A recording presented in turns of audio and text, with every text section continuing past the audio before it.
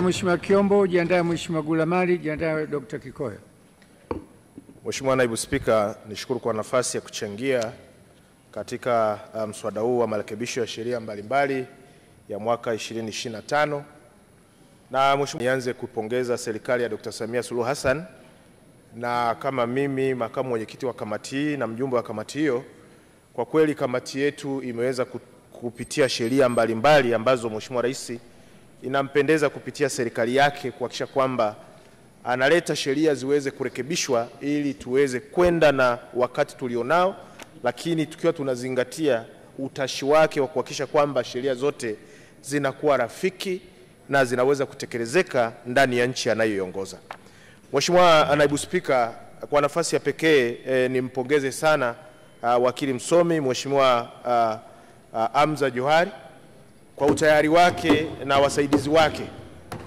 Ni muda mfupi tangu tumeanza kufanya naye kazi kama kamati ya utawala, katiba na sheria, lakini tunaona uweledi wake katika eneo hilo, na yeye kwa kweli amekuwa mstari wa mbele kuhakikisha kwamba zile sheria ambazo kwa kweli zinaonekana zina ukakasi katika utekelezaji au zinahitaji maboresho ya zaidi ili ziweze kutumika vizuri, basi amekuwa akifuata utaratibu wa sheria wa kiserikali kuhakikisha kwamba zinafika katika bunge lako tukufu na mwisho zinakuja katika kamati yetu na tuweza kuzifanyia kazi. Lakini pia niendelee kumpongeza na mwandishi wa sheria CPD Honore Njore pamoja na wasaidizi wake wote. Mheshimiwa Mwenyekiti, nichukue nafasi hii kwanza ya pekee pia kumpongeza mwenyekiti wetu wa kamati ya kudumu ya bunge ya utawala, katiba na sheria, Mheshimiwa Dr. Joseph Mwagama, ambaye kwa kweli naye amekuwa akituongoza vizuri katika kamati yetu kuhakikisha kwa weledi wake na umahiri unasimama vizuri, hasa kupitia wajumbe wa kamati tunapitia hizo sheria zote zinazoletwa ndani ya kamati yetu, na mwisho wa siku kwa kushirikiana pia na wadau tuhakikisha kwamba mawazo ambayo ni ya kuboresha yameingizwa ndani ya sheria hizo, ili baada ya hapo sasa baada ya bunge lako kuridhia na Mheshimiwa Rais akaridhia sheria hiyo, basi ziwe na tija katika taifa letu. Mheshimiwa Mwenyekiti, kama ambavyo watangulizi wamesema, Mheshimiwa Mwanasheria Mkuu wa serikali amewasilisha, Mheshimiwa Mwenyekiti wa kamati yetu amewasilisha sheria hizi mbalimbali za mwaka 2025. Tunaona serikali ilikuja na maboresho ndani ya sheria 9. Tunaona sheria ya kwanza ni makosa ya uhujumu uchumi ambayo ni sura 200, lakini tunaona katika sheria ya pili ni sheria mamlaka ya maabara ya mkemia mkuu wa serikali ambaye ni sura 177. Tunaona sheria ya tatu inayorekebishwa ni sheria ya usimamizi na udhibiti wa kemikali za viwandani na majumbani, sheria ambayo ni sura 182. Lakini tunaona sheria ya 4 ambayo inarekebishwa ni udhibiti wa usafiri wa ardhini ambayo ni sura 413. Lakini tunaona sheria ya hospitali ya Muhimbili ambayo ya taifa ya Muhimbili ambayo ni sura 150, na sheria nyingine ni sheria ya taasisi ya taifa ya utafiti wa magonjwa ya binadamu sura ya 59. Lakini tunaona utekelezaji wa majukumu ya ofisi ya mwanasheria mkuu wa serikali nayo maboresho yamefanyika. Lakini tunaona sheria ya bandari na sheria ya leseni ya usafirishaji sura 312. Mheshimiwa Mwenyekiti, malengo mahususi ya hizi sheria zote kama nilivyotangulia kusema, yote yamelenga katika kuboresha. Pale ambapo kulikuwa na ulegevu katika sheria kuitekeleza, serikali ilikuja na maoni ya kuhakikisha kwamba sasa hiyo sheria inaweza ikatekelezeka vizuri ili kuendana na wakati wa sasa tulionao. Na hiyo ndio ilikuwa lengo la serikali. Na sisi kama kamati ni kuhakikisha sasa tunapitia kwa mara nyingine, tunaendelea kuboresha yale malengo mahususi ya serikali yaweze kutimia, lakini na maboresho ya kamati yaweze kupokelewa na serikali kuhakikisha kwamba utekelezaji sasa utakuwa ni mahususi ndani ya sheria hizo.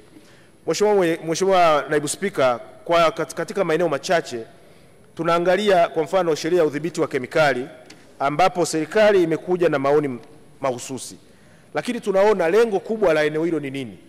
Ni kudhibiti viuatilifu ambavyo vinaweza kuteteresha afya na usalama wa jamii na wananchi pamoja na wanyama na mazingira tunayotumia.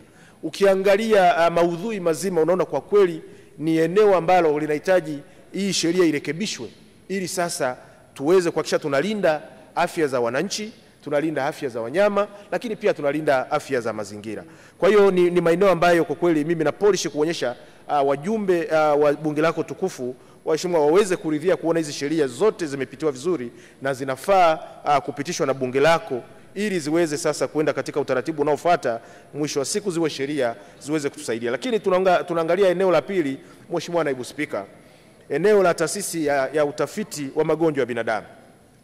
Tunaona katika eneo la mitishamba, sisi wote ni mashuhuda. Mheshimiwa Naibu Spika, hapa muda uliopita Mwenyezi Mungu alituokoa katika janga la corona.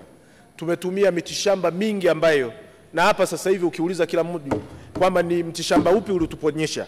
Kwa hiyo sasa inatakiwa serikali sasa, najua imeshaanza kufanyia kazi, ituletee sasa tuweze kuwa na confidence na ile mitishamba iliyotuokoa katika kipindi kigumu, ili tuweze kuona kwamba je, hiyo mitishamba wakati tunatumia katika kipindi cha dharura ni kweli kile ambacho tulitumia na ikatusaidia iweze kuwa documented kisayansi na iweze kutumika katika maeneo yetu. Mheshimiwa Naibu Spika, tunaona nchi yetu na wazee wetu tangu nyuma wameendelea kutumia hii mitishamba.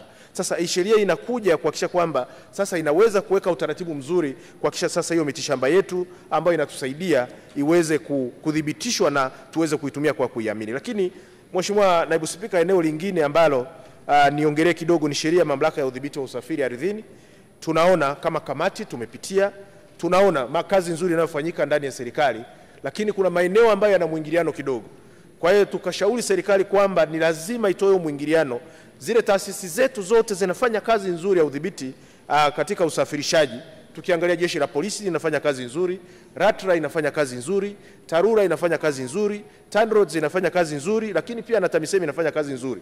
Lakini katika kufanya kazi hizo inawezekana kuna maeneo ambayo kunakuwa na muingiliano, ambao muingiliano tusingependa uweze kufifisha juhudi njema za Mheshimiwa Rais ambaye anataka kuleta uchachuzi wa uchumi katika usafirishaji na watu kuongeza na vyombo vya usafirishaji ili waweze kujikwamua kiuchumi.